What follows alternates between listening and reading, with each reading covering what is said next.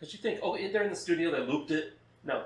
No, they're just chugging through it, and extended leads for Angus, whatever, and the rhythm section is just going. AC/DC is an amazing band. All right, this interview is now about AC/DC. You've been thunderstruck.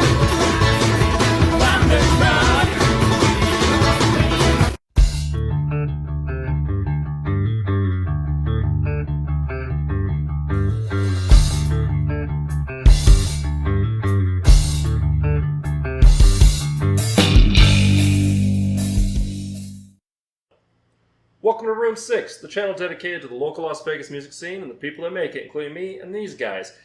My guests today, they have a reputation as punks with a heart of gold, for one thing. More on that later. With a sound that bounces through the punk and metal atmospheres, they are punk rock lifers whose members are veterans of the scene.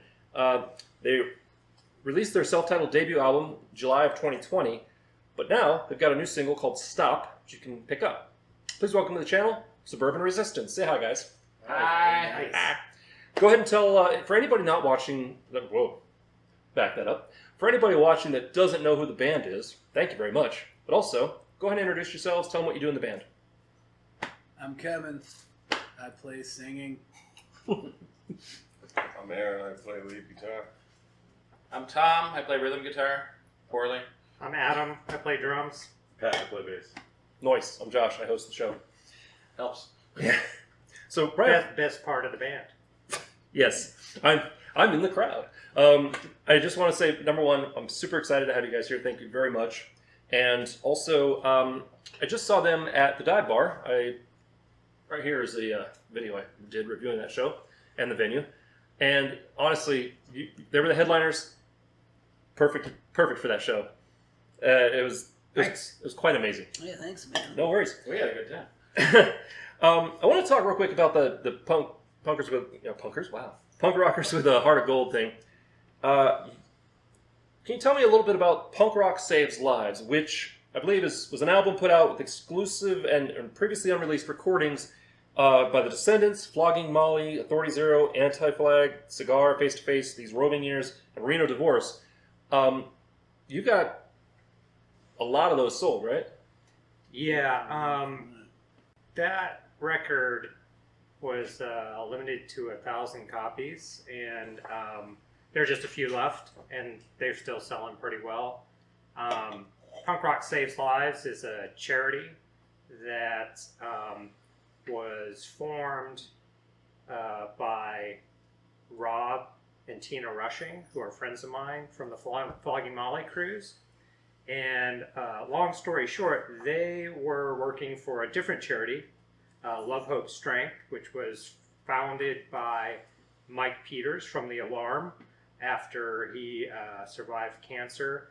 And Love, Hope, Strength still exists and goes to music events, music festivals and concerts, and swabs people to get their DNA, put them into a database, and hopefully match them for bone marrow transplants to address blood cancers and other issues like that.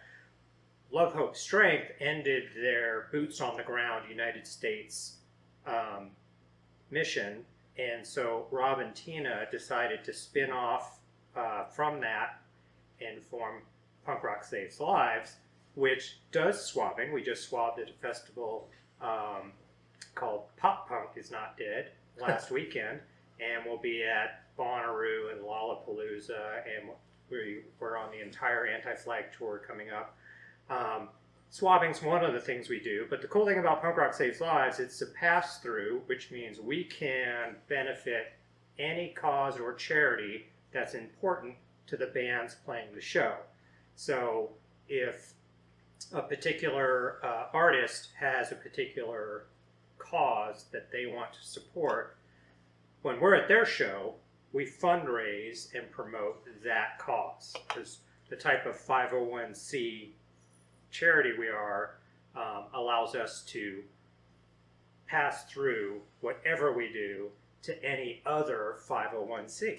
So it's pretty cool, and we focus on live music events. And during this last couple of years, that Punk Rock Saves Lives existed, COVID prevented us from doing our primary fundraising, which was live shows.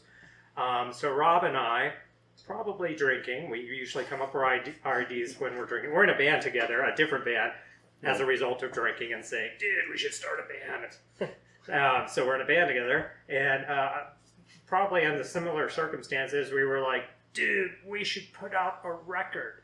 And we're like, yeah, we'll get all our friends' bands to be on it, and it'll be a fundraiser. You can imagine two drunk guys coming up with this concept. No, can't. And then, well, I did the hook neck.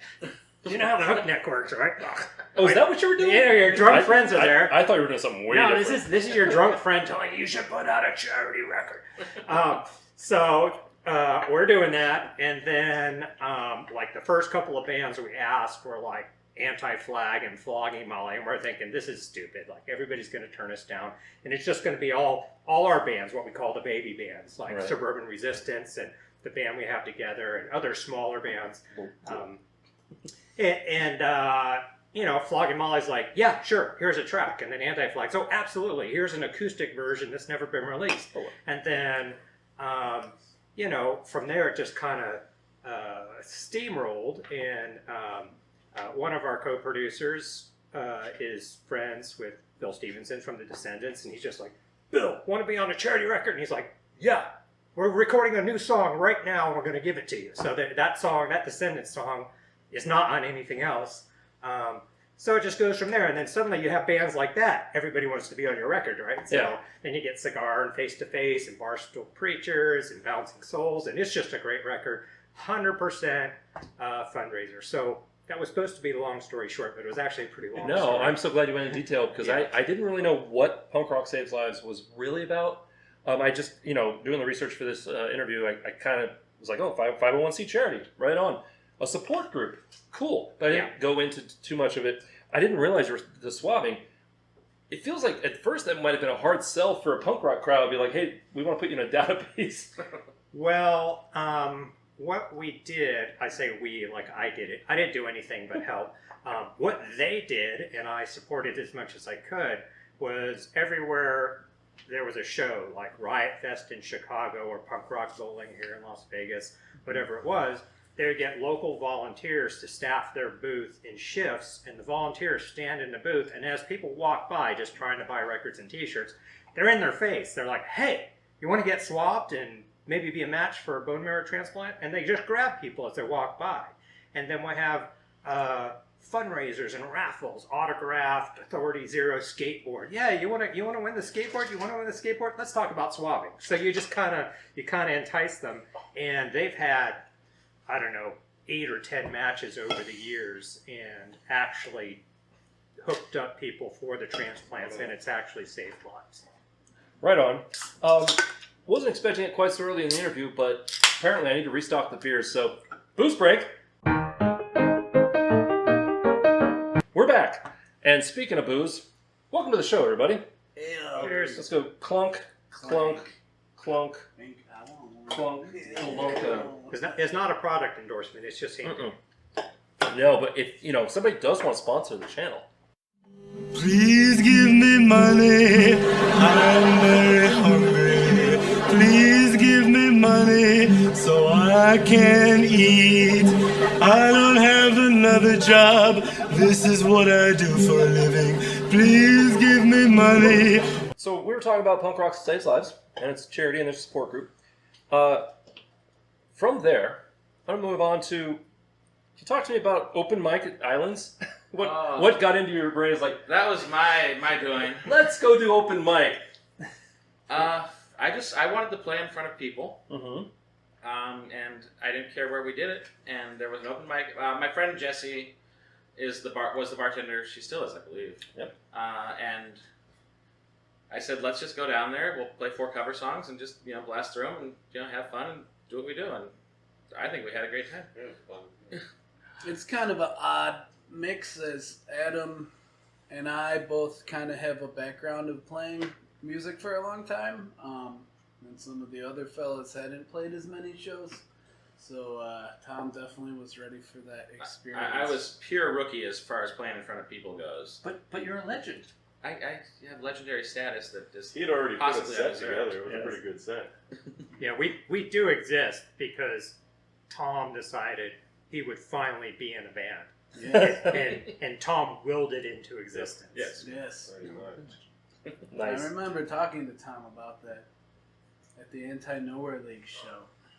I mean, we had numerous conversations of, we have to get together and do something. And it was finally a matter of me being like, okay, let's actually try. It's always the fun And part then- of Me what's and your Tom schedule have like? been playing with all kinds of people. Yeah, I mean, I've known Pat and Aaron since high school. We've been Yeah. trying to jam with everyone we could. They knew me when I sucked a lot compared to now I just suck a little bit. And Tom, Make your own jokes, folks. Tom had a birthday party at his house. I'd never been to his house before. He was like the guy that I saw at shows all the time and would say, "What's up with the show?" He invited me to his party, and he has like 1,000,000 guitars in his house. I'm like, Tom, how come you ain't got a band, dude? There were Got all 10. these guitars, and Adam's band played Tom's backyard that very same night. Yeah. I wasn't that bad. One of my other bands. Yeah. This band, actually. All right. That's probably the first time we were all there. It's a nice segue, actually, to talk about his house. I know more than one of you has kids, right? I'm going to back up and everyone else can step forward. Yeah. So I wanted to know, how do your kids feel about Dad hanging on to his youth? Well, 2 of Pat's kids are actually going to be on our second album. Nice. On our song Nightmare, his son plays cello and his daughter plays violin. You can give their names because I've been drinking. Yeah. Yeah, it's Ian and Sarah, yeah. Right on. Nice of you to volunteer his kids' names. I like that. What's his address? But yeah, as you know, I have a 13-year-old daughter, and I haven't been in a band in a few years because YouTube. I just kind of once, as bands do, once it ended, I took a hiatus, and I was like, what do I want to do? Because do I want to keep doing this? I know that there's not really a lot of YouTube representation, especially when I started it, for the local scene. And, local musicians were terrible at promoting ourselves a lot of times. So I said, well, I could do that. Why don't I try doing that? Meanwhile, I kept thinking, oh, there's this other band that I'm going to try being in. And we tried. And then COVID.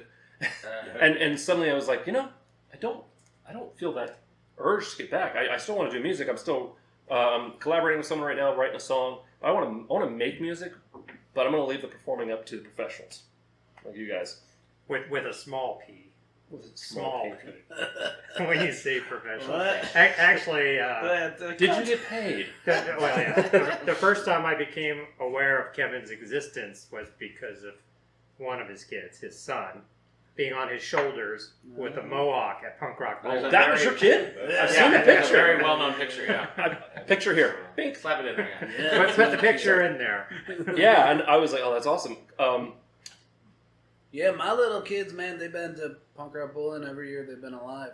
I heard a podcast you did, and you could hear your kids in the background, and they sounded pretty young. Yeah, and there was no filter. You had no filter around them, and I was like, those are punk rock kids. Well, I don't know. I try when I'm talking to them, but if I'm like in the middle of something like this, yeah. That's the thing is the rock and roll lifestyle, just being at shows, it's hard sometimes to be like, no, I know you've seen me at a show, but I don't want you to do certain things that I do. Yeah, I don't know. I mean, they're my kids are like 5 and 8 right now. It's like, Right, you still got time. you can't say a naughty word at school, you will get in trouble. You can't say it to Granny, she won't like it. Yeah. Okay, so don't say that. But I don't know why they made that a bad word. In my opinion, it's just another word. Well, that's a whole other conversation. We could go down a rabbit hole. I mean, that's all it is. But as far as like taking them to see music, heck yeah. I mean, it's not only punk rock. I mean, they've seen my kid. He was born. His first show was Little Richard. Then he seen Bob Dylan. Damn. Then and then we got into the '70s punk. Punk Rock Bowling was the next show. He's seen like the Damned and like I mean they seen all sorts of stuff. I think it's good for him. My daughter will surprise us out of nowhere. We'll have, I got a little computer box over here that we can talk to by name and say, hey, play some music. And we'll say, put on some 70s rock or put on, smooth jazz or just whatever we feel like listening to. Mm-hmm. And a lot of times she'll start singing along. Like, where did you hear this? How do you? And it turns out she's got really cool teachers that play all sorts of stuff. And then, then she also has like all this music on a playlist that I made the mistake of listening to once, and I'm like, I feel uncomfortable. I'm hearing things that my daughter shouldn't be listening to, in my opinion. But also, I don't know if I should be listening to this. It's weird. So nothing makes you feel older than listening to a teenager's playlist. Never gonna give you up, never gonna let. Yeah. I actually have a funny story about my son, who's now 20, Bring it. in me being in bands, which has been completely uninteresting to him his entire life. He hadn't listened to my bands. He didn't want to come see him. He wasn't into it in any way. And then we were on a road trip looking at colleges because he was getting ready to pick a college. This is a couple of years back. And during the Northern California road trip, one of my bands, The Faction, was playing at a brewery. Yeah, I'm wearing the shirt because we got played at the Olympics the other day, so I decided to wear a shirt. But that's a different story. But this story Thanks, Tony is Hawk. there's a brewery in Alameda, California, that is founded by a guy named Roger, who's a massive Faction fan, and named his brewery after our band. And so I know Roger because of that. They had their 5th anniversary show with the Adolescents and the Faction and a couple other bands. At the same time, I'm doing the college trip with my kid, who's had no interest in my bands. And so he worked merch at the Faction, playing at the Faction Brewery, and as the merch person, he got paid. And when at the end of the night, and he was right next to like Tony from Adolescents and stuff, and we're trading shirts and all this stuff. He has no idea why that's important, and I'm like, oh my god. and so we get to the end of the night, and like he gets his cut for running merch, and he looks at this wad of cash. And that was the biggest smile I ever saw on my son's face in my life. And I realized I've raised a capitalist who doesn't care about my band. Nice. Dad's hobby, Mike, just got interesting. Yeah. That's I have to remember that for my daughter. Anyway, Yeah. let's talk about, this is some generic Q&A for the band. Whoever wants to pipe up. What's the genesis of the band? How did Suburban Resistance become, more than just an idea in this guy's head? Suppose it's my fault. Yeah. Again, I've been playing with Pat and Aaron for, just jamming for years. We never got anything too serious. I mean, 20 years. Yeah. But I mean, I would have them come over. I'd be like, "Hey, I got this guy I want to try to jam with," and it wouldn't work out. And they were just stumbling alcoholic or something like that, and so it wouldn't work. And then now we're all stumbling alcoholics. Well, I mean, to a degree. And then Kevin, after my birthday party, started pushing me to get together with him. Finally got him to come over one day where we got to line up, and I think it was just you, me, and Pat, right? Yeah. Pat was playing drums at that point, and we just went through a bunch of covers to see what we could do. Introduced me to him at the Guar show. Yeah. Like a weekend before that. Hey everyone, it's the owner of the house. Hello. Say hi, father-in-law. Randomly, I would put up Facebook posts. Hey, anyone want to come over and play bass or drums or whatever happens to, whatever we happen to need to fill the room? And Adam commented, "I want to start playing drums again." And I was like, "Yeah, you come the hell over." And he came over the first time. Kevin couldn't actually make it over, so I just stumbled through trying to sing vocals on a bunch of covers that we played and got through it. And was waiting for the end of the night when Adam was going to be like, "All right, well, that was fun. See you guys around." Yeah. And he said, "So next week?" I was like, Yeah, next week. Did you squeak? And I was like, "Kevin, you have to come over next week." And I was like, what, you got who? I'll be there. So, and I mean, Have you heard me play drums? I mean, Yes, actually. Yeah, I mean, it's a struggle for somebody who's been playing guitar for 40 straight years to go back. Drums were my first instrument, but 40 years off, it was tough. It was hard, and I got through like Blitzkrieg Bop and Sonic Reducer, and they didn't kick me out. And so you left the room once, the garage, to go to the restroom, and I looked at Pat and said, "He's way too good to be here with us." I didn't know that, but there you go. Now, moving from the genesis of the band, where did the name come from? I mean, it's pretty self-evident, kind of. More funny stories involving. Please. They kept pushing names that involved my last name, which is Urban. So Urban this, Urban that. Oh, suddenly it was your band. And I was like, I don't want my name in the band. And then Kevin made a joke about, well, even if we kick you out, we're going to keep the name. and I said, That's true. I was like, well, you can't kick me out. I have the garage. It totally hit me. It didn't hit me till right this second. Suburban. Yep. Jeez, wow. And Kevin came back with, well, the garage is almost as important as the van. And I said, well, Pat has the van, but it's a minivan. To which Adam responded, well, that's it right there, suburban resistance. Yeah, if you're a 20, 30, 40, 50 something punk rocker driving your minivan to a neighborhood garage to play punk rock, you are the suburban resistance. And yes. I mean, at the end of the day, we're a bunch of old guys playing punk rock. We all have mailboxes and shit in front of our house, Yeah. Well, Adam lives in a condo, but it's all right, The point is, you have roofs and you have bills and you pay them. Yep. One step backwards on that, and this is possibly something you guys may not even all know, is I was going through, when it was time to come up with a band name, I was going through my record collection looking for cool song titles, cool word combinations, anything. And the original idea that I sent was Persistent Resistance, which was a Faroukers song, an old fucking punk band from England. So it was a Faroukers song, Persistent Resistance, and Adam was like, I like resistance, but I don't like the persistence part. And then that's when Punk rock is not persistence. that's when we got urban mixed in with there, because there's 45 good hardcore bands that have urban waste. There's all of these urban bands. I mean, so urban resistance was kind of gonna be it, but Tom was uncomfortable with that. You are putting them on a pedestal with that. We made it one step sillier. Right on. Suburban. But we've all agreed on this. If you look at the name Suburban Resistance on paper, you know goddamn well it's a punk rock band. And You don't question it for a second. You know that's a punk rock band. It is a ton of letters for a logo, though. It's also a mariachi. It's a lot of...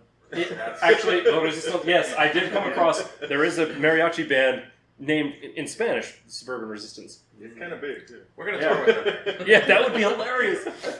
The question is, who goes on first? Anyway, from there, let's talk musical influences. Your earliest musical influence. Whoever wants to go first, what is that first musical influence that was like, I want to do that, or I want to, learn that instrument, or something like that? Earliest when we were little people? For me, Beach Boys. That's what made me want to sing. Listen to the Beach Boys with my dad, Beach Boys and Beatles.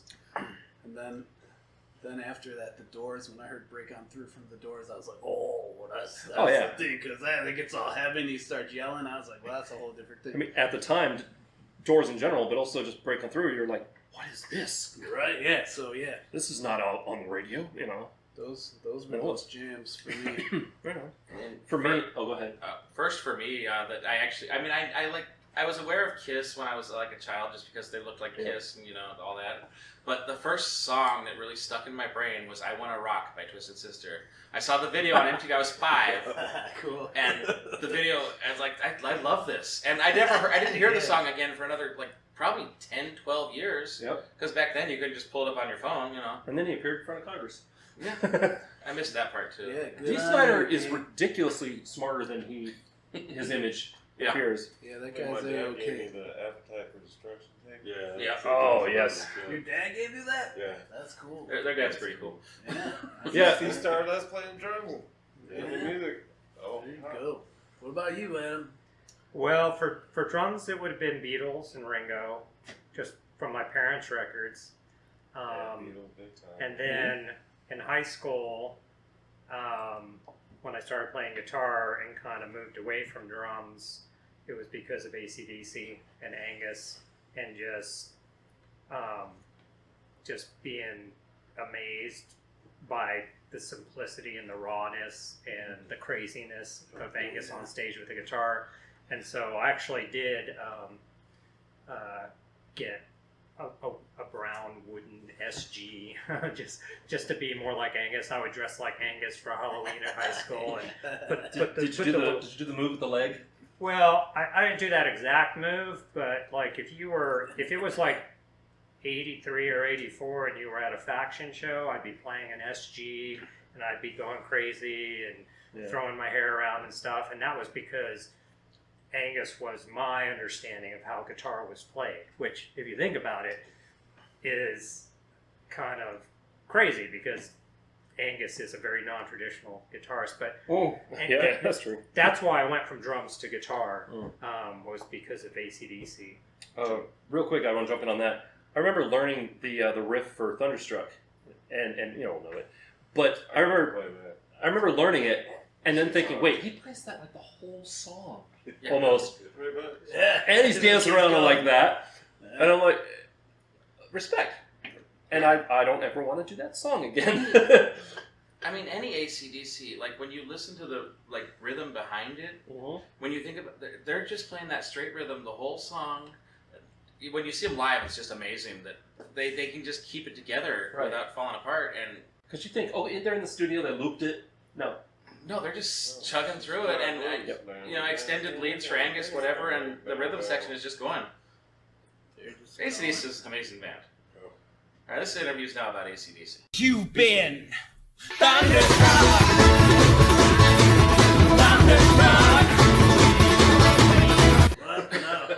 That was our band. Anyway, We still got to get to what our influences are now. hey, don't be reading ahead, buddy. No, I'm interested in what the other guys say. Who hasn't gone for your early musical influences? You? Pat, Aaron. I said Guns N' Roses. The Brothers McGuire? All the kids in school wearing the Motley Crue. Oh, yeah. But Guns N' Roses was way cooler. I'm going to date myself here, but I was in the college years when Appetite or not Appetite the Guns N' Roses where it was like Volume 1, Volume 2. Use Your Illusion 1 and 2. Thank you. Yeah. That came out, and I remember thinking, there's more to them than meets the eye. There's There's more to them than meets Axl. That record, man. Yeah. A band's a band, you know. Yeah. And then Axl fired everybody. Well, Axl went through his. Yeah. we're actually going on a band date to Guns N' Roses at Allegiant Stadium We are. at the end of August. Nice. I'm It's retired. Yeah. Right on. Unfortunately, as much as like my wife would love to go to shows, but she can't. She's one of those. If she smells just at all pot smoke, she's in the hospital. Her throat starts closing Oh, up. that's no good. Yeah. We've literally been on dates and just walked past somebody who breathed out at the wrong time. She's like, I have to go home now. Wow. Yeah, which sucks because this is Vegas. You want to go to shows, and I don't care what they say. There's going to be somebody there, especially if you go to see Rolling Stones. You go to see Rolling Stones, somebody's going to light up. I mean, I'm the weirdo who's never liked the smell, but I don't have that much of a reaction to A it. lot of the people that come here are going to be the ones that light it up. Yeah, and this tangent. Moving on. Let's move on. Okay. From influences, let's talk favorite show memory. Just what's your favorite show memory for Suburban Resistance? And it could be good. It could be like somebody went to jail, or it could be you ended up in your underwear or whatever. You again. Our first, not the open mic, but our first real show at the Double Down. Shut up and drink. The entire crowd was just everyone that I knew from bands, and everyone that I've gone to see for 20 plus years had all come out to see my band play. And I mean, it was emotional. I didn't cry because I was drunk. Because feelings, right? But I mean, just everyone I looked at was someone. See, getting drunk has the opposite effect on me. I'm much more likely to cry. No, if I was sober, I would have been a teary mess on stage. Every single one of them. Yeah, no, it was super Anybody? nice. It was. for But yeah, I sure mean, it was pretty- so cool, and Everyone. we only had that it? 7 songs at that point. We had a half-hour set at best, and we blasted through them and played them, and it was awesome. And Everyone. The first So that's- one on the island was amazing. playing our own songs was even better. Yes. So I mean, for me, that was that. I mean, Yeah. and I mean, I was also the first time we actually saw Kevin on as a lead singer. Like, he was in the garage and he'd sing and it was great. And then to see him Yes. Kevin's a whole different motherfucker on stage. That's true. Yeah. Actually, again, listening to that podcast a little bit because there's not a lot about you online, sir. Well, I'm Just a some pictures, mysterious but- creature. Yeah. Well, I listened to the podcast. I was like, oh, cool. I can get a little bit more into who is he and stuff. What was it? That Rochester hardcore one? What podcast? Yeah. It was like 2.5 hours or That's whatever. a long Yeah, I was like, damn, that's a long podcast. Like, I've done podcasts for an hour, but that's a long, like almost 3 hours. Yeah, I knew But- that kid since I was No, a teenager. the thing I liked was that he would shut up. He would like do some talking and say, here's a song from that band in your life. Yeah. And then I was like, that's really cool idea if you're talking to somebody who's been in multiple bands. But I was surprised. I was like, remember when I'm hearing your kids in the background? I'm hearing No Filter from you. And then I'm like, this is not the guy I saw draped on the stage at a sidebar.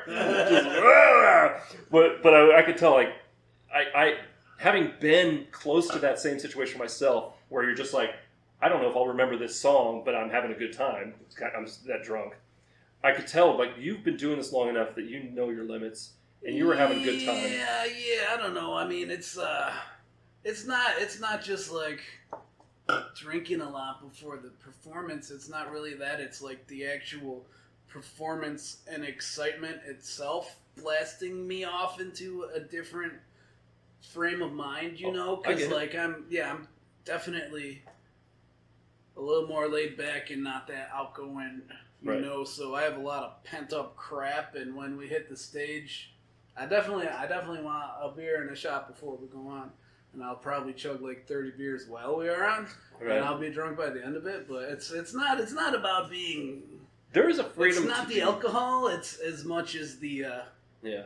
And being a pent up five-piece, there's not a energy lot of and, room like- for him on stage with us, actually. Yeah. Actually, what was up with those barricades? I That's kind of funny. like the I barricade. walked in, saw the barricades, looked at Roxy Gunn, and I'm like, what kind of show are they expected to have, man? Jeez. Because we were playing at the Double Down, and we were on the floor this time, and he was doing his thing, and all the mics were just... I've done that where you're on a stage, Cheyenne Saloon, Yeah. back when it was Cheyenne Saloon, and I went like, I stepped on a pedal, and my microphone bounced, and I was like, okay, it's gonna be one of those. No, Right he was flailing them, like we all got hit. I don't know. like Jim Morrison with the.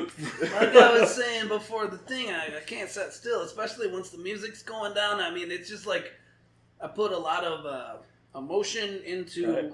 letting that shit out, and Showmanship. it's hard to sit still, and it's Well, since we're talking about you, what's your favorite show memory?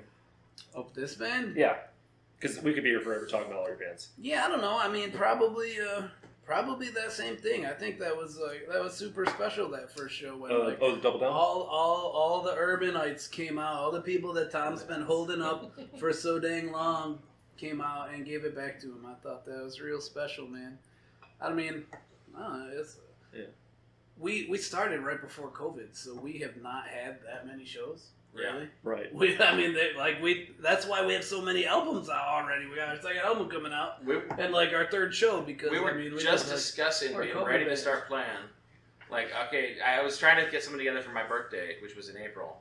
And then March 17th, 2020, everything shut down. It's like, oh, nothing's happening now. Yep. We squozed something in June, which, for better or worse, probably wasn't a good idea. Those And two then places in kinda took November, us which in, though. definitely wasn't a good idea. Nope. And now we're finally starting to play regular again. That's where the barricade comes from. Yeah, Yeah, it's because of very COVID. good. Yeah. It was trying to keep the 6-foot distance Oh, between is the that band what- and the Yeah, audience that's when they brought it and up. comply with the When they COVID got regulations. So we're gonna protect you from the band from the audience, but if they want to like touch each other in the audience, that's on cough them. and I mean, mosh. Then they should Yeah. be wearing their masks. 'Cause it's- Huzzah.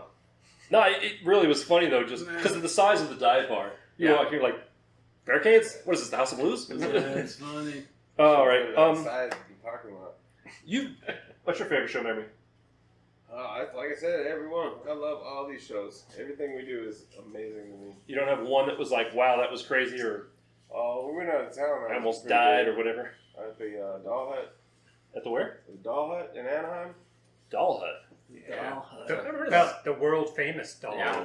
Oh, You've never sorry. heard of it. Yeah, exactly. It says it right on the played it. sign. I'm not the world. The sign says We've been world around. famous. We played for 12 people and had the time of our fucking Yes, lives. sir. So. You know what? Sometimes small shows can be like, if they're into you, you can be like, this one's for you, Well, John. and that show, I'm because drumming is hard for me, and I took 40 years off from drumming. I struggle with drumming, and I'm kind of critical about my own drumming. And at the, listening to my drumming, Drumming's and hard. then but at the Doll Hut for that very small crowd, and we ended up playing last. It's not an honor of headlining. It's like, let's make them play last. No one will be here. Well, Yeah. Dicks. but My wife told me that once. She's like, Yeah. just remember, even the headliner has to go last. right. I was like, thanks, hon. But I played my best show personally from it. So, Yeah, Adam know. killed it. There were good things and bad things about our first out of town trip, but what I took from it was like these old bones and these old muscles all like got in sync for 40 minutes for once. All these old bones. yeah. You work for me, asshole! And that was super cool too, because it was such a tiny little club that I could walk off of the stage and still be singing and At go the up bar. to the bar and be like, "Yo, I get a drink," because usually I got to be like, I think there's video "What? evidence of that. Somebody give me That's a awesome. drink," you know. But yeah, so that was. Yeah. Anyone ever played a two drunks and a bartender? Well, probably 100 Yeah. times, yeah. Yeah. Unfortunately- Because my mom and her boyfriend came. So Local those were the two shows- drunks. Yeah. Our turnout's still so far pretty good. Yeah. Well, Honestly, I mean, just punk bands and punk fans in general, but like they hung out for you guys. no, we were happy with the crowd retention on Yeah. the And Diamond. can I just say, I just want to put them on like a pedestal for a second. They were playing a show where there was an out of town headliner, and they said, "Hey, headliner, why don't you take the third spot? We'll headline. We'll go last so that you get more crowd because generally nobody sticks around for the last act." Crowds are, man. Yeah, I know exactly how Vegas crowds are. And No so offense. yeah, that coveted middle slot is always nice to have, which was really freaking cool of you guys. I was really impressed. You We're cool. favorite show memory? Yeah, probably the Doll Hunt because we were all pretty much in our game. Right on. Brought your A game that time. Kevin was sitting at the bar. Yeah, that's groovy. Yeah, I could like We walk were all out the playing. front door. I was like singing to some bum outside. Singing to some bum I was outside. like, yeah. He's like, "Oh wow, private I concert." could, yeah, cool. my mic was Fancy. long and the bar was tiny. It was good to explore. All right, I want to switch over to some individual Q&A if you don't mind. Okay. We'll start with Singer Boy. Start with Kevin. Now, we've talked about he's been in other bands, former member of The Dents, War Squad, and UV Rays, and like me, had a religious upbringing. You're the last of a bunch of kids, I'm the last of 5. You're the last of 3. Yeah. So it shapes you a little differently, being the last. You got to like the hand-me-downs, and you got to deal with all the crap that they're already dealing with from your parents. And your parents know all the tricks. No, yeah. Yeah, my brothers used to sneak out the windows. Both my sisters got married at 16 because my dad's like, well, they're going to elope anyway. And trust me, I didn't get away with shit. Mm-hmm. Now, you're from the Webster Fairport punk scene. Yeah, Rochester, New York. Not Rochester. Webster and Fairport is like suburbs of Rochester. So Yeah. yeah, all of that kind of coalesced in that spot. Can you tell me a little bit about from Malfunction to the Heart Attacks? Those were original names, right? Yeah. Those, I mean, that was like the first 2 punk rockers that I ever met. Because, like I said, I mean, like I was like you said, I was the youngest of some dudes, in my family, and my brothers were all like into metal, and my dad was into like 60s rock, and I liked all of that stuff. But when I found punk rock, I was like, wow, this is my thing. This is only for me, and none of the guys in my family understood it. They're like, that's some whack ass bullshit, And they're like, years later they come around on some of this, but at the time, they have their like little card of memory of like, well, those guys don't know how to play. That's not real bullshit, But anyway, no, that was like my thing, and I met my first punk rocker in like the line for gym class. In 10th grade. It was the first day of 10th grade, and I walked in with my Ramones shirt, and he was standing there with a mohawk. I was like, dude, we're gonna be friends, man. Soulmate! And then, like, 2 weeks later, we walked to the hardware store because he wanted to buy, like, a Sid Vicious chain to put around his neck with a little lock. As you And do. this dude drives up in this shitty old car that has Oi-Mobile sprayed it on his He spray painted his car Oi-Mobile. Seriously said that. I was Subtle. like, there's another punk. There's one more. That's right. That's a band. That's right. Now you just need 3 chords. You're good. So yeah, we had 3 guys, and we got like a skateboarder from our high school, and we're like, dude, we're making a band. And we did it. So that was Malfunction originally, the same band. Eventually changed our name to the Heart Attacks. Which That was like we just played like kids' basement and garages. That was like I was like 15 or 16 years old. That was early on. so I know that you moved. You moved to Vegas, I did, yes. and years later. and you hit a whole bunch of shows right off the bat. Yeah. And my question to you is, okay, first of all, is anybody here a Vegas native? Okay, sorry. Second of all, this really I should ask you guys this question, but with your pedigree, if you will, how have you seen the Las Vegas punk scene evolve? Because it went from almost nothing to suddenly there's places like the Dive Bar, and there's venues where it wasn't just house parties anymore, or the all ages club at the Erie Hall. It was Eagle I don't know. It was definitely weird when I got out here. I got out here in 2010. So I was like 30. That was twice as long of my life as when my first punk stuff started, and I had played many years in many bands in Rochester, and we had toured around, and we put out records, and like I knew everybody in that town, in the rock scene, in the punk scene, in the metal scene. Everybody was my friends, and I came out here and I knew nobody, and like it was a weird ass local scene for me for sure, because with the gambling, like all ages clubs was like an issue, man, and like I don't know. It was always odd. punk every weekend. First punk band I seen in town was you- Sector 7G. I was like, that was the first band I saw. I was like, oh wow, Yeah. there's actually local punk bands here. You missed the era of the Huntridge. so- No, I wasn't. Me too. Every weekend. I found out about the Huntridge after it had shut down. Yeah, I wasn't Yeah. here for any of that. Or the desert shows. Adam We was drive- around for the desert show. We drive for an hour out to the desert with a generator and a keg. Yeah, There would be a show. Atco and the Apex shows. Yeah. And Boba Fett Youth and I've seen lots of cool flyers of like amazing bands playing it in the middle of the desert, where my house is right now. But Yeah. I was on the other side of the country for all of that, Right on. I want to move over to Aaron. Can we actually cut for a second? I gotta pee. Okay, Son of a bitch. potty break. We're back. Also had a little booze break to replace what came out in the pee break. Ha! Yes, it's that classy of a show. We're doing a shot. I did a review of this here, Captain Morgan's Cannon Blast. Everybody, welcome to the show. Welcome. Prost. Nastrovia. Rum. Yes. Clink. And Down and up. welcome to the show. Wow, it's magical. Spicy. Oh, that's good. Why is it spicy? That's good. Why is That's- Why is it always gone? Trust. Yeah. Why is the rum always Is gone? it really good or you're just being polite? I actually like that. Honestly, Yeah, that was really good. it's so much better cold. Trust me. That was So much better cold. It lingers when it's warm. Anyway, so by the way, who were those lovely people? Some friends. That was Victoria and Emma. Victoria, I meant to introduce you. Sorry. Right on. We're camera shy. So. They're the sane ones of the group. This guy. They've been to the most practices. They have. That's pretty good.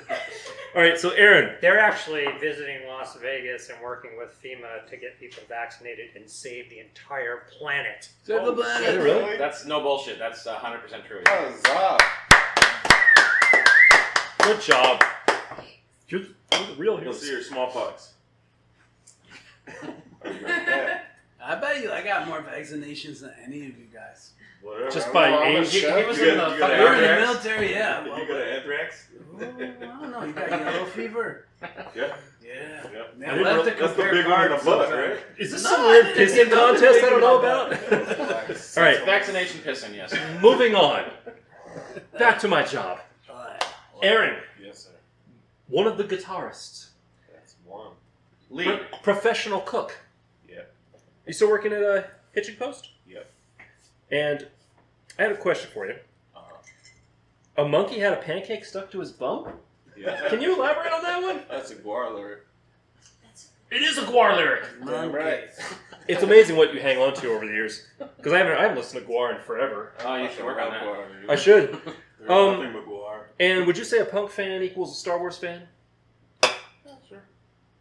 Surprisingly, a lot of punk people I know are also big into Star Wars. It's kind of like, you know, The 80s. everybody Yeah. loves. I mean, I know Same you two guys are big Star Wars fans, so that's all I got for you, bud.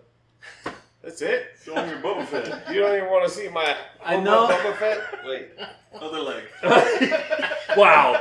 Yeah. Yeah. Boba Fett tattoo? Noise. I don't know if you can pick this up, but he's got a. No, I don't want to Yeah, show that. That's a wicked Just some sapling. can shit there, buddy. I know a very small percentage of Star Trek punks, but I would say that I didn't Star know that Wars was a punks thing. are probably greater in number Yeah. than Star Trek punks. And I I imagine was actually in the same my thing. opinion. I imagine the Star Trek punks are all about Spock and don't really do Kirk. Well, Yeah, come on. I mean, Who cares? Kirk is not that. Kirk's punk, more yeah. like the James Tiberius Van Kirk is an Halen of asshole. the show, Yeah. whereas Yeah. Spock was more the Jello Biafra of the show. To me, Sure, it was all about bones for me. It was all about bones. yeah, How many times have we all said the line, I right? just started reading. I'm Damn it, Jim! I'm a doctor, not a not a bartender. musician. All right. What about We aliens? try not to be. I'm a The corpse man- doctor. The man who's had a song written about him in his honor by Crimson Riot, Oh. Tom Urban. Legend! Just kidding. From Waimanalo, Hawaii. Waimanalo. Yep. What? How do you say that? Waimanalo. Wow, you guys did Yeah. that good. Waimanalo. Work at a. I'm going to say a grocery store chain. I'm not going to say the name because they don't pay me. What the hell? Okay. But why don't you believe in fairies, and how long have you been kicking puppies? Damn. I mean, did I post something on Facebook? Oh, Yes, you did. You posted a quote. Like me? You posted a quote about, you know, someone. Why does somebody have to look at a beautiful garden or something, and then, you know, why do they always have to assume that the fairies are behind it or something? That was right underneath where you said I'm an atheist. You remember that one time you were drunk Facebooking? Possibly that one time. Okay. I mean, I probably don't believe in fairies, Probably. but I'm not going to kick it. I used to live What in the am I Bay kicking? Area, bud. I'm definitely Not not real. Those are different. Puppies. Hey! Ew! I would never kick a puppy. I will say that.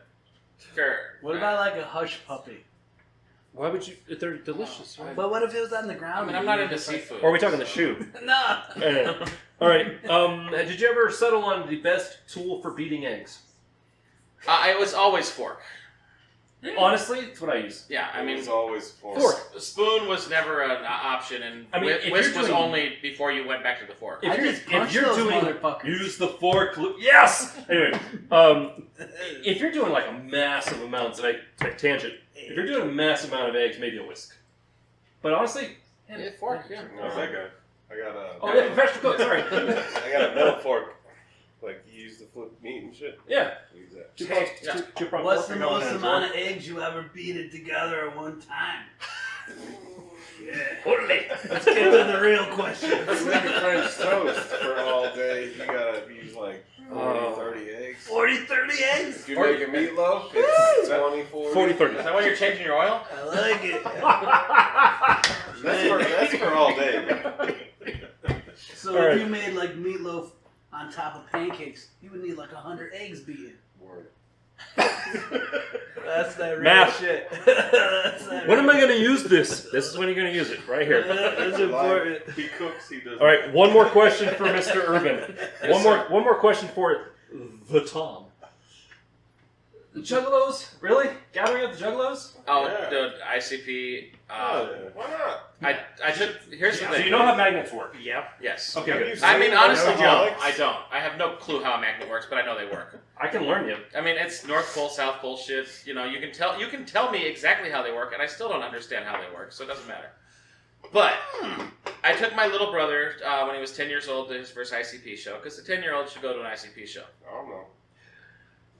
That's child abuse in some states. It's I possible. take my Now, kids to you know, another show. 22 years later, he wants to take me to the Gathering of Juggalos, and I'm all the fuck about Honestly, it. though, I can kind of see it. Like the makeup is. Just, I don't go so far as with the makeup. Well, he looks and, like at every you know, show. everything. But you have a job and you pay bills. And I'm gonna go to Columbus, Ohio for a weekend and have the fucking time of my fucking life. Because because you're not actually traveling with them. Well, there you go. No, they're really nice guys. I've met both of them. It was just one of those things I came across, researching. I'm like, Catherine at the job. What? No, and I mean, if you look into the guys in ICP, Violent J, and Shaggy Judo, they're actually really good guys. They are.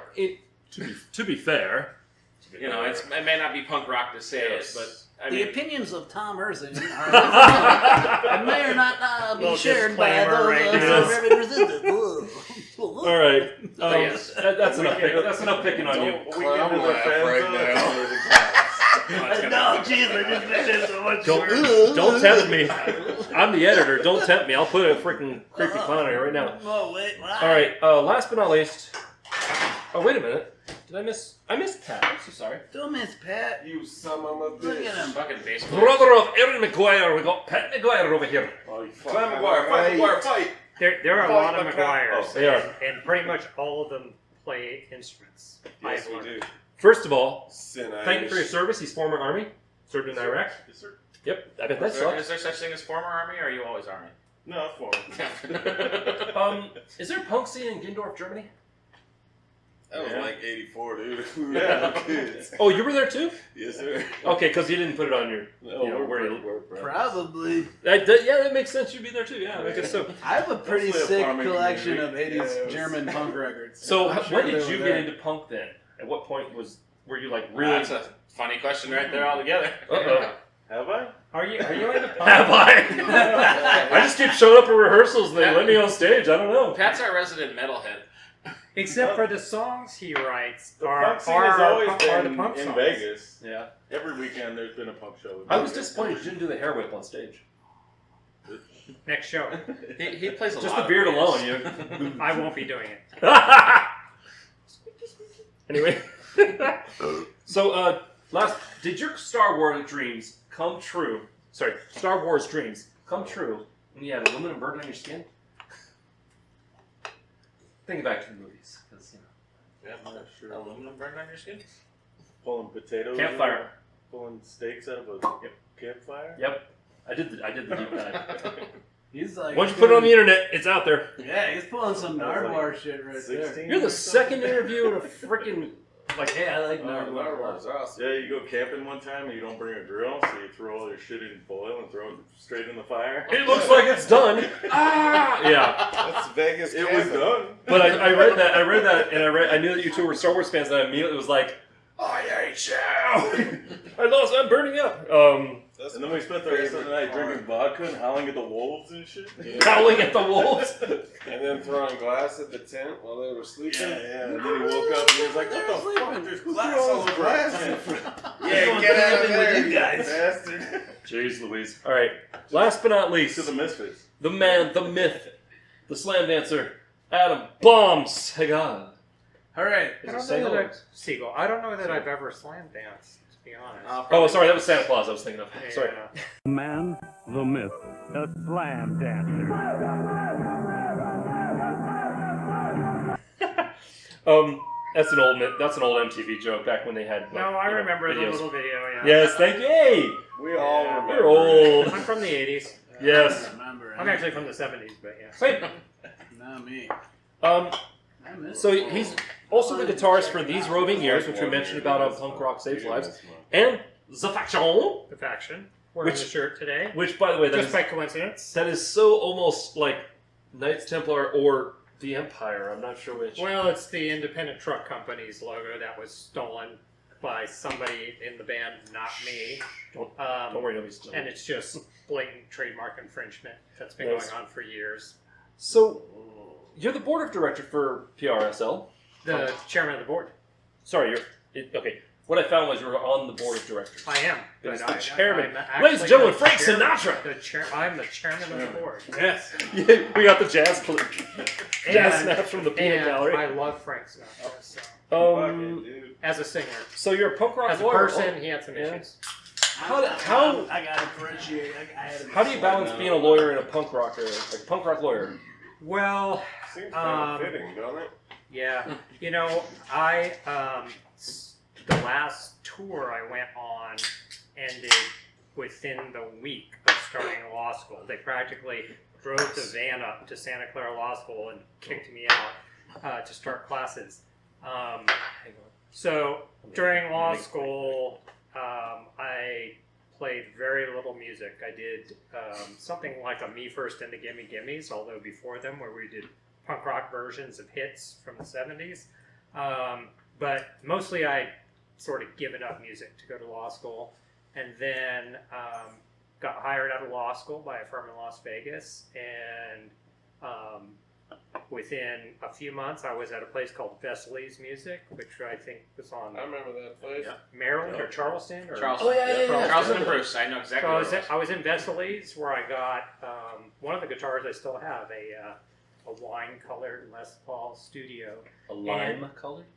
Wine. Oh, Sorry, wine. wine. It's like a purple. It's one. It's lime And, flavor. Out of there, and actually two of them. And there was one of those ads with somebody had the little phone numbers and had The tear-offs. sliced them into little tabs Yes. so you could pull them off. And it was my friend Tito trying to get a guitarist for 2 cents worth, which was a long-time Vegas band.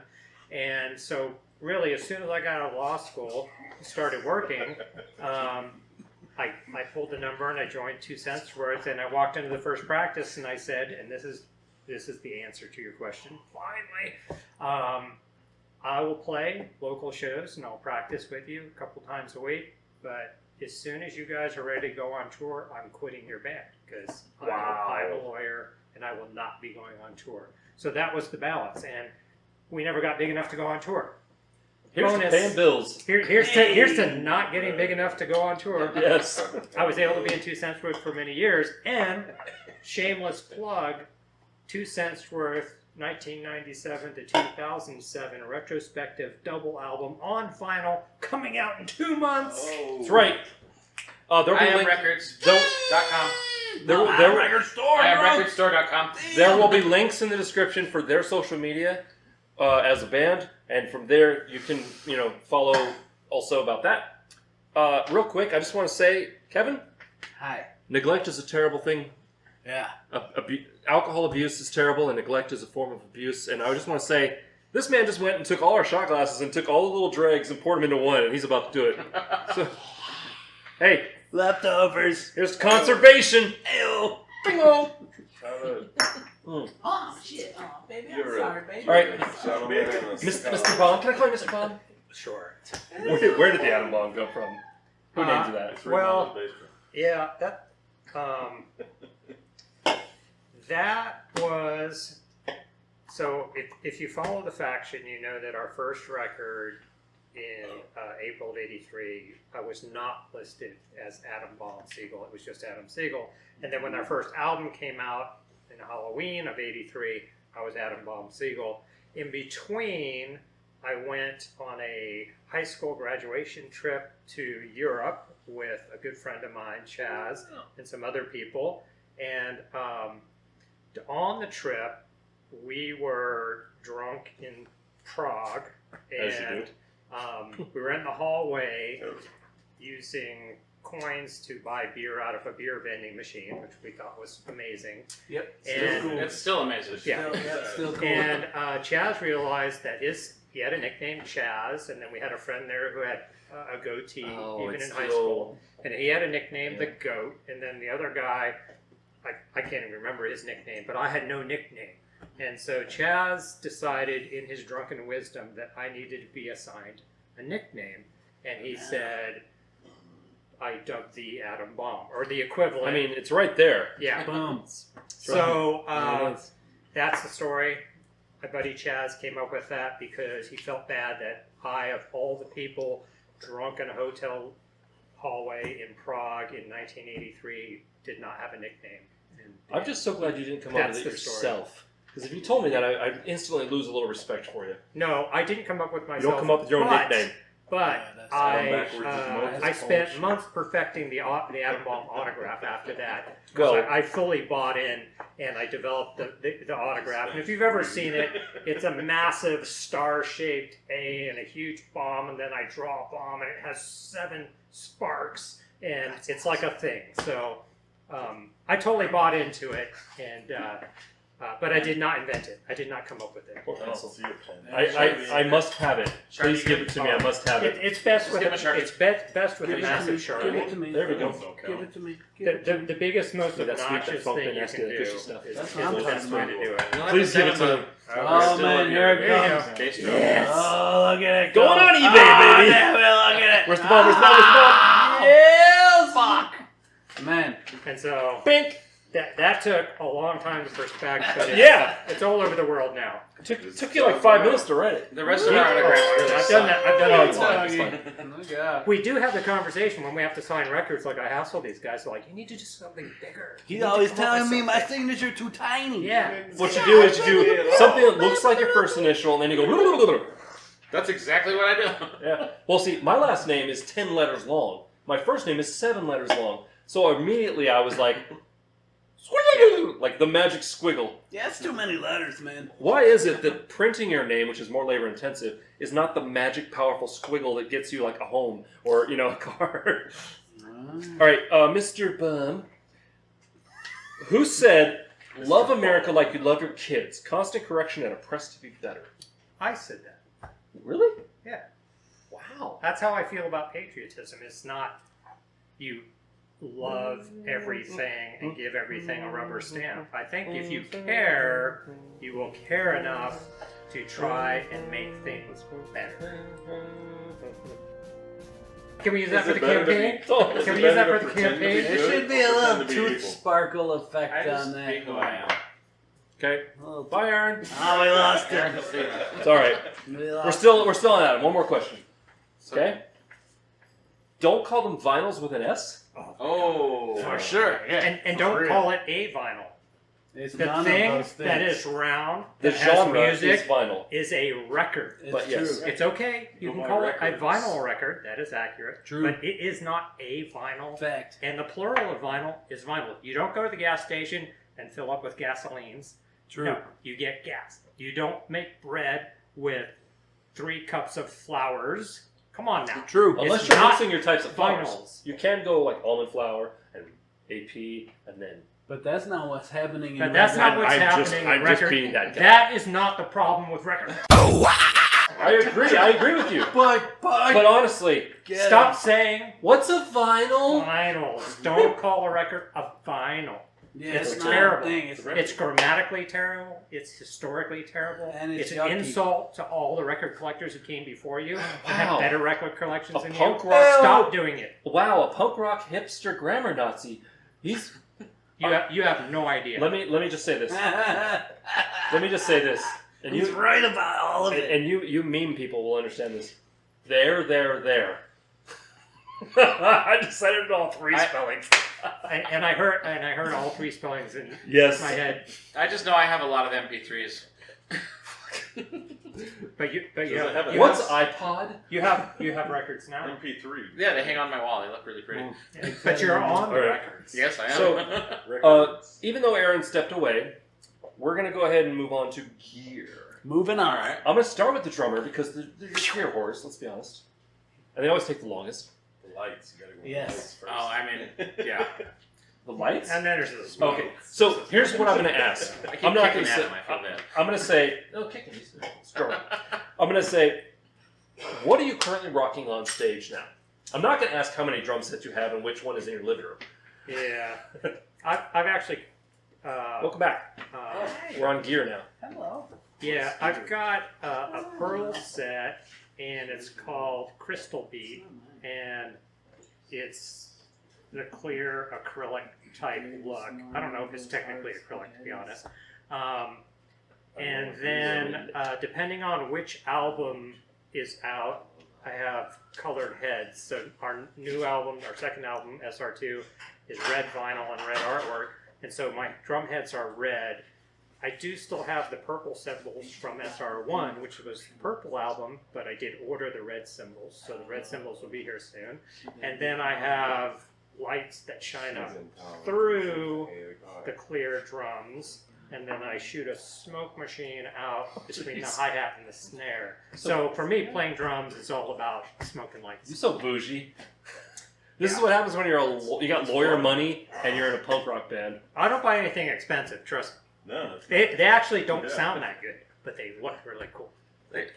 I think they sound pretty good from where I Just stand. like me. Yeah. Well, you just feel the kick drum on the calves, right? That's what you feel. No, You usually sit I'll so just far away go from the over drums there and that I no one like doesn't notice. I'll kick Completely like play the along with the microphone bass away drum. from the kick drum, and then I'll pour a little beer. on That's the my drums. abiding memory of being the Just- front I man. just ruin is just stuff, kick really. drum on my calf the whole He- time I'm playing. He spits a little beer on the drums every once in a while. I mainly just Christen 'em. ruin things. Nice. All right. So that's what you're currently rocking. Yeah. Who's next? What gear are you currently rocking on stage? This guy. Oh, me? What do you got? What do you got? What do you Yeah. got? Look, however deep you want to dive, man. You want to go to pedals, you want to go to strings, you want to go to Yeah. picks, and I bought an Epiphone SG. Yes. No, it's a Les Paul. okay. Jesus. It's cheap. It's a $300, $400 guitar. All the guitars in room 6 on the guitar wall are less than $200 because I know me. All my other ones are busted. Yeah. And He you put them shot. strings on it. You got the I put one string on it. you got the one string on there. That one string banjo on the Well, porch. you hit it with that plastic thing and everything. And then I do the. Plectrum. The plectrum, yeah, that's it.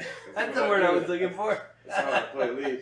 I think it's only in America that they call them picks. Yeah. Because it's easier. I can't Yeah. do Van Halen though, because You don't have a power drill? I'm out. You know.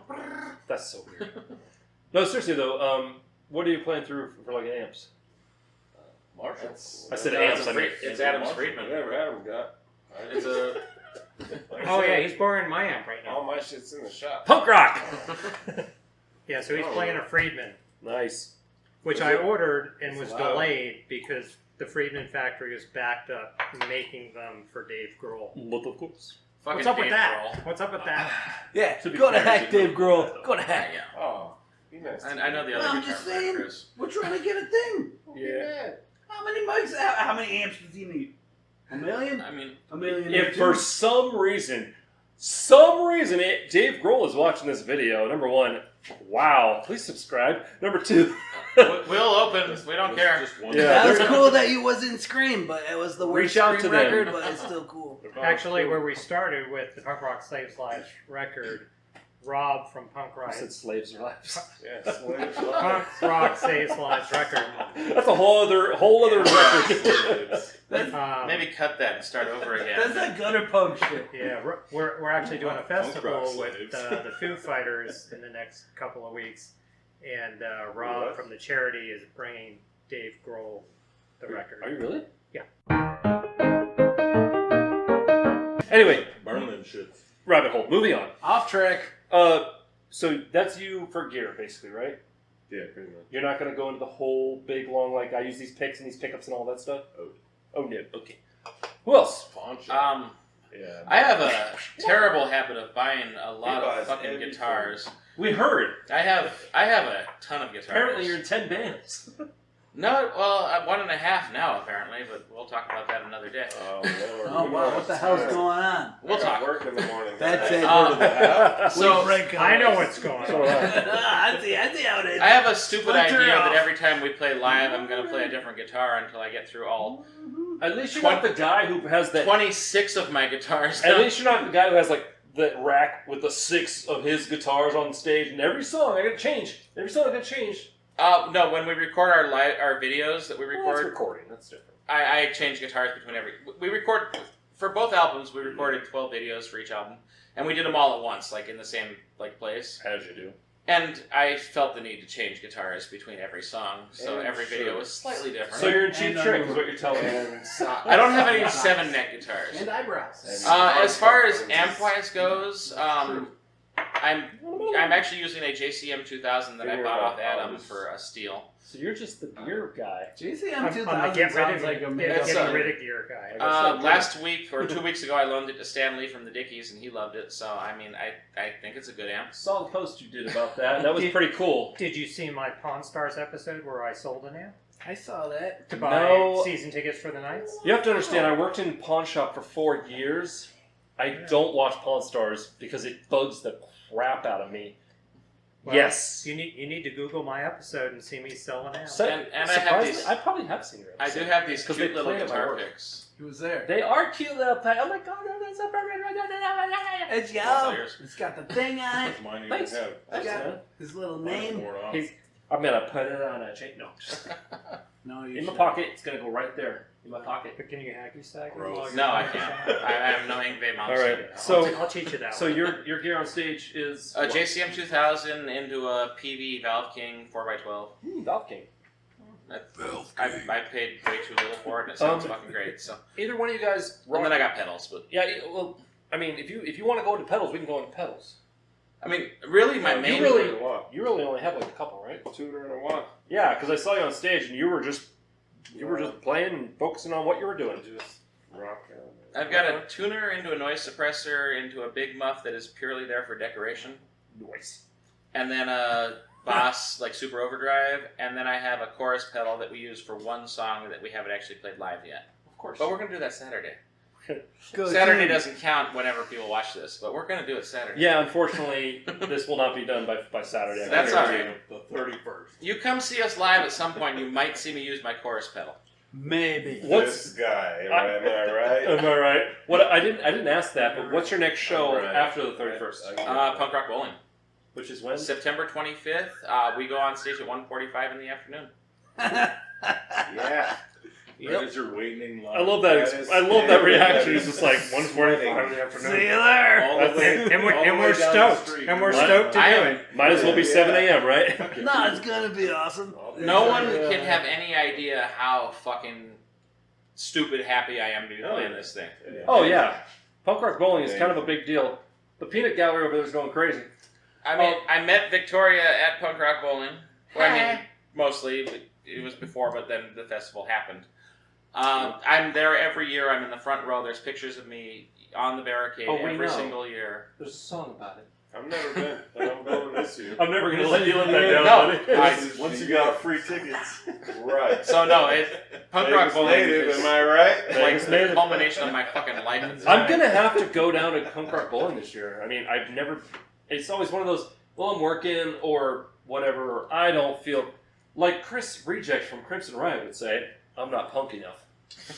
But I should go check it out. It's gonna be sick. I I should do a review video of it. Chris will be there to see us. by the I'm way. well aware. Yes, No, yeah, it's gonna be great, and you should do a review video I of it. totally do a review video. Saturday's the day to go, buddy. Oh yeah. Should I be that guy that's like, hey, I just caught so and so in the street?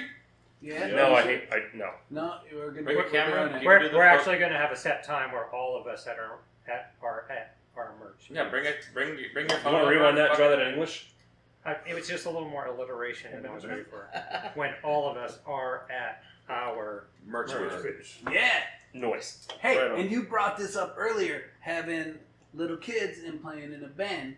Punk Rock Bowling is finally going to be the first show that we can play that's all ages that my kids can come watch. Yeah, There you go. So that's going to be super groovy, little kids, man. I'm going to play my dude's favorite jam And for I sure. think if Each they're have, under like, a 8, they get favorite in song. free. So What was if I want to say if it's under 8, they get in free. Like, Yeah, no 8 or 9. Heard it here. Yeah. Callum has been. This is his 8th year. It's his last free year. It's like, that? dude, Tell we that- got to have hard. Tell that guy to get a conversations. job next year. That's what I I'm wonder saying. Dude, what? I wonder if my 13-year-old daughter would be interested in going to punk rock bowling. Nope. It's gonna be. Yeah, good. you're right. That's sad. Jack. Honestly, she's at that age where it's like, effort, please. It's something you want me to do? No. Nah, Real quick, it's gonna be last sick. but not least, what's your gear that you're rocking on stage? I like GK and Fenders and Yamaha. Yamaha. Right on. Any special pedals? Done no picks. I mean, you run. I got a Suburban Resistance pick. Ew. Jealous. No, we all have some. Yeah, Yeah, I know. It's like, oh Yeah, look, I got I this. never reached that stage where I had picks of the band. Tom's Sometimes entire there's a front difference yard in is it. covered in those things. Plus, those guys aren't that good. That one- I did have that rock. Cut that. I did have that rock star moment playing House of Blues.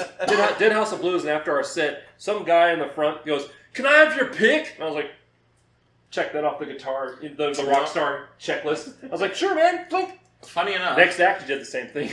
at the dive bar, just randomly, I'm on stage and babbling into the mic, which Adam hates, but anyway. I'm like, by the way, here's a pick, and I throw it out, and Roxy Gunn, right in front row, like a fucking Jedi, grabbed that pick out of the fucking air. Jedi. I gotta tell Roxy, you, I'm still impressed. Yeah, honestly, speaking of impressed, I was at the show. Roxy Gun or Crimson Ride came on, killed it. Yeah. I mean, first of all, they Killed were it. for that show.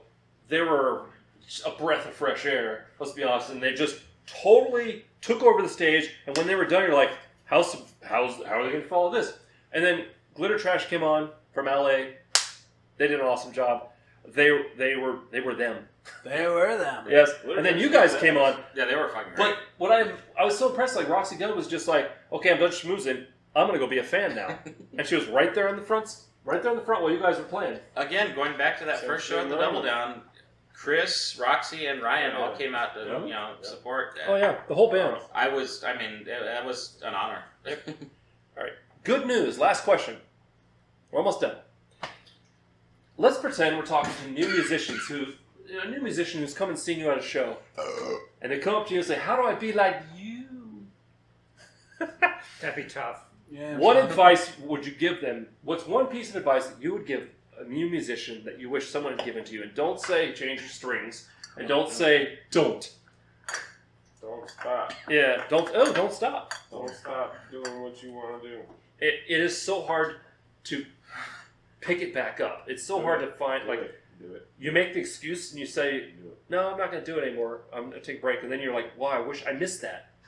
It's so hard to pick it back up. I know. I've done it. Don't stop. Don't be afraid. Just do it. Don't expect to become a millionaire out of it. Don't expect to ever make actual fucking money doing it. But if you're doing it for the love of fucking doing it, do it. Yep. And Make what you want and play it. Yeah. That's the thing, yeah. Do what you like and don't try to make people like you. Just do your own shit. At least we're effing trying. Just try it. Or fucking trying. As the song says. Which song? At least we Can't trust no one. Can't trust. At least we're fucking trying.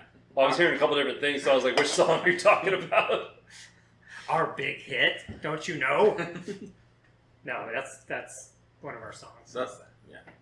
Right on. It's just about doing your own thing and enjoying yourself, Some people it's a hobby, some people it's their art and creativity, some people they just like to get drunk and yell, and hopefully all of those come together in some place. I don't know. It's like At the risk of bringing up old discussions, Dave Grohl did have something cool to say. He said, just, you're going to suck. Go in the garage, suck. And then find someone else who likes playing music and, plays a different instrument. And then, you'll suck together. And then eventually you'll get to the point where you don't suck and you'll do gigs. I mean, I'm paraphrasing here. He said it much more eloquently than I did. I can attest to the fact that we never sucked together. I mean, That's a fabrication. That's a goddamn lie. But Look at the time. way back here, probably before the dents, I'm sure there was a point where you were like, wow, I suck.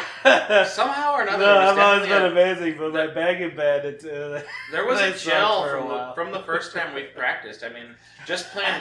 The first time out was just covers, just trying to get through shit. Yeah. And we did, and it wasn't terrible. We seriously jammed on Kokomo for like 32 minutes in a row. We had John Stamos. He showed up at the garage. It was incredible. It was cool. I was going to He say, was that upset. Kokomo? Yeah. He was Kokomo blisters. He said, He couldn't make it the next those week. Kokomo. That may be a lie. Jamaica. Ooh, I was playing a take steel it. guitar. All right. That was a stolen guitar. Sorry. So, Oh, that's how many stolen. videos? Sorry. However many you want. We have anywhere between 0 and 14. nice. Well, Shots?